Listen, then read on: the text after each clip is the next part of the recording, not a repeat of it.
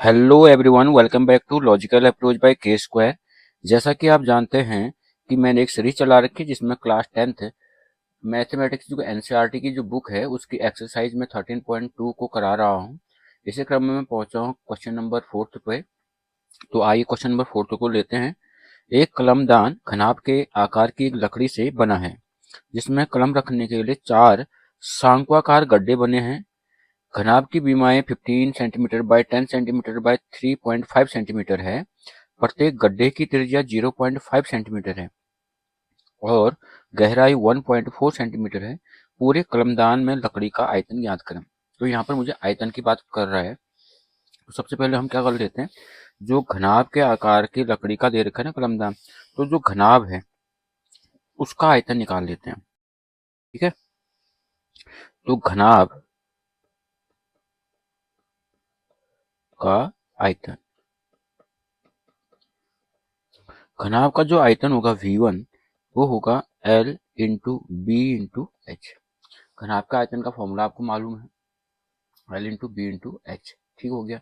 तो L कितना दे रखा है 15, B कितना दे रखा है 10 और H दे रखा है 3.5 सेंटीमीटर में दे रखे हैं। तो इसका जो आयतन निकलेगा वो सेंटीमीटर क्यूब में निकलेगा।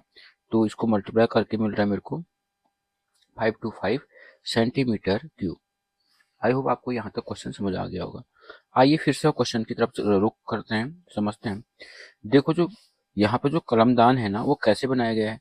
कलमदान बनाया गया है, ये पहले हमने सबसे पहले क्या लिया होगा, एक घनाभाकार लकड़ी का गुटका लिया होगा। समझ बात आ गई होगी।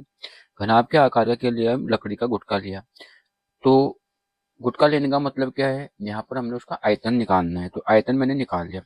फिर क्या करा, इसमें ये शंक्वाकार गड्ढे करे ऐसे। ये क्या करे, शंक्वाकार गड्ढे करे। अब मुझे ये बताइए, इस शंक्वाकार गड्ढे में कितनी लकड़ी समाई होगी। इस शंक्वाकार गड्ढे में, एक गड्ढे में कितनी लकड़ी समाई होगी। इसका मतलब होगा कि जितना इसका आयतन होगा, शंकु का आयतन जितना होगा, इस शंकु का आयतन जितना होगा उतना ही इसमें लकड़ी का बुरादा भरा जा सकता है, उतनी लकड़ी इसमें समाई होगी।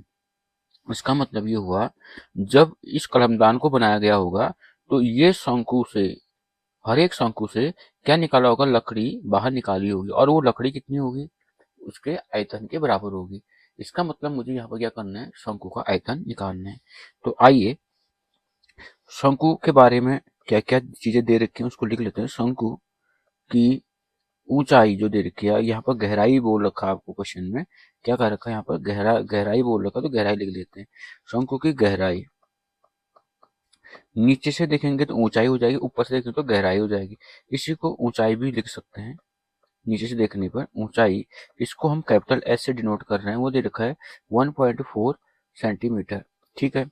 और शंकु की त्रिज्या दे रखी है, शंकु की जो त्रिज्या है इसको हम स्मॉल आर से डिनोट कर रहे हैं, वो दे रखा है 0.5 सेंटीमीटर। देखिए यहाँ पर आपको सारी चीजें दी हुई है। शंकु की जो त्रिज्या दे रखी है 0.5 सेंटीमीटर और गहराई दे रखी है 1.4 सेंटीमीटर। ठीक है, यहाँ तक आपको बात समझ आ गई होगी। तो शंकु का आयतन, शंकु का जो आयतन होगा वो होगा 1/3 पाई आर स्क्वायर कैपिटल एच। ठीक है, 1/3 पाई की वैल्यू है आपकी 22/7, आर दे रखा है 0.5 का स्क्वायर, एच दे रखा है 1.4।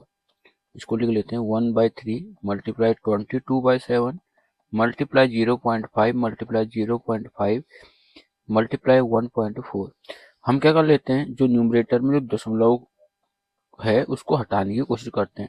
0.5 को 5/10 लिख सकते हैं, 0.5 को 5/10 लिख सकते हैं, 1.4 को लिख सकते हैं 14/10। तो मेरे पास मिल गया 11/30 सेंटीमीटर क्यूब। ये एक शंकु का आयतन है, एक शंकु का आयतन, एक शंकु का आयतन निकलेगा। यानी फिर हम इसको बोल सकते हैं प्रत्येक शंकु का आयतन। हमारे पास कितने यहाँ पर गड्ढे बनाए गए, शंक्वाकार 4। हम लिखेंगे 4 शंक्वाकार गड्ढों का आयतन।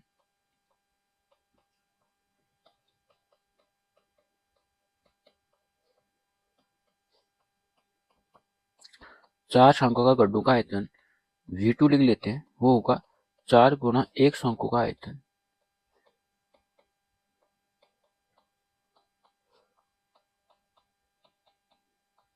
और आपको मालूम है 4 × 11/30 सेंटीमीटर क्यूब, तो निकल गया 44/30 सेंटीमीटर क्यूब। इसी को सॉल्व करेंगे तो निकल रहा है 1.47 सेंटीमीटर क्यूब। ठीक हो गया। हमको निकालना है कलमदान का आयतन। कलमदान का आयतन। अब मुझे बताइए, फिर से क्वेश्चन में चलते हैं। देखो कलमदान कैसे बना होगा। देखिए सबसे पहले हमने क्या लिया होगा, लकड़ी का गुटका लिया होगा जो कि घनाभ के आकार का होगा। उसके बाद हमने इसमें 4 गड्ढे किए होंगे। ठीक हो गया। इन चारों गड्ढों को करने पर क्या निकलेगा, इन चारों से क्या निकलेगा, इनके कुल आयतन के बराबर लकड़ी कहाँ निकल जाएगी, बाहर निकल जाएगी। तो फिर हमारे पास क्या बन के आ गया, कलमदान। तो कलमदान का आयतन कैसे निकालेंगे, पूरे घनाभ के आयतन में से इन 4 शंक्वाकार गड्ढों के आयतन को क्या कर देंगे, घटा देंगे। तो कलमदान का आयतन कैसे निकालेंगे मुझे बताए, वो निकलेगा घनाभ का आयतन, घनाभ का आयतन में से घटा देंगे 4 शंक्वाकार गड्ढों का आयतन, शंक्वाकार गड्ढों का आयतन। तो घनाभ का आयतन था 525 सेंटीमीटर क्यूब माइनस 4 शंक्वाकार गड्ढों का आयतन था 1.47 सेंटीमीटर क्यूब। इसको घटाइए, ये निकल जाएगा 523.53 सेंटीमीटर क्यूब। आई होप आपको ये क्वेश्चन समझ आ गया होगा।